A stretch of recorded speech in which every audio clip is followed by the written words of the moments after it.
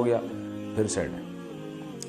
کیا بینک کی تنخواہ حرام ہے؟ میں بینک میں جاب کرتا ہوں، کئی لوگوں کا کہنا ہوتا ہے کہ بینک میں کام کرنا صحیح نہیں ہے اور اس کی کمائی حرام ہے، جبکہ میرا ماننا ہے کہ میں تو اپنی محنت کا کما رہا ہوں، بینک میری محنت کی سیلری دے رہا ہے، تو میرا بینک میں کام کرنا صحیح ہوگا یا غلط؟ شرافت صاحب انڈیا سے۔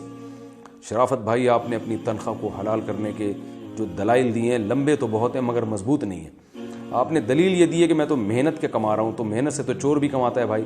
ہمارے جو بہت سارے سیاستدان ایسے ہیں جنہوں نے بڑی محنت کر کے پوری آپ بتائیں کتنے ارب ڈالر کمائے انہوں نے، تو فری پھوکٹ میں تو بھکاری کو بھی نہیں ملتا، وہ اس کو بھی محنت کرنی پڑتی ہے۔ تو صرف محنت کافی نہیں ہے، دیکھنا پڑتا ہے کام بھی جائز ہے یا نہیں۔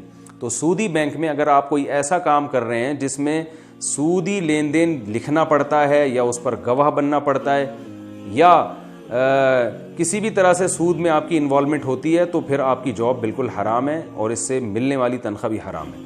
لیکن اگر سودی بینک میں کوئی ایسا کام ہے جس میں سود میں آپ کی ذرا بھی انوالومنٹ نہیں ہے، جیسے بینک کا کوئی چوکیدار ہوتا ہے، وہ پیسوں کی حفاظت کر رہا ہے، وہ سودی لین دین میں شریک نہیں ہوتا، یا کوئی کیشیئر ہے جس کا کام صرف چیک لے کے لوگوں کو کیش رقم دینا ہے، تو ایسی کنڈیشن میں پھر علماء کا اختلاف ہے اس میں۔ بعض علماء کہتے ہیں اس کی آمدن بھی حرام ہے، بعض کہتے ہیں اس کی آمدن جائز ہے۔ تو بہرحال علماء کے اختلاف کی وجہ سے اس حد تک بینک میں جاب کرنے کی گنجائش نکلتی ہے اور اس کی تنخواہ کی بھی حلال ہونے کی گنجائش نکلتی ہے، لیکن بینک کے مینیجر کی تنخواہ بھی حرام ہے۔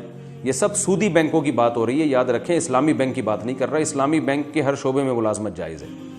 تو سودی بینک میں مینیجر کی تنخواہ بھی حرام ہے، کیونکہ وہ تو سارے مینجمنٹ پوری اسی کے ہاتھ میں، پورے سسٹم کو وہی جو ہے وہ مینیج کر رہا ہے، سودی لین دین پہ سگنیچر اسی کے ہو رہے ہیں۔ تو کیونکہ نبی صلی اللہ علیہ وسلم کی صحیح حدیث ہے، آپ نے فرمایا سود کی وجہ سے اللہ تعالیٰ 4 آدمیوں پر لعنت بھیجتے ہیں: سود دینے والا، سود لینے والا، سودی معاملات پر گواہ بننے والا اور سودی معاملے کو لکھنے والا۔ اس لیے اس سے آپ بچیں۔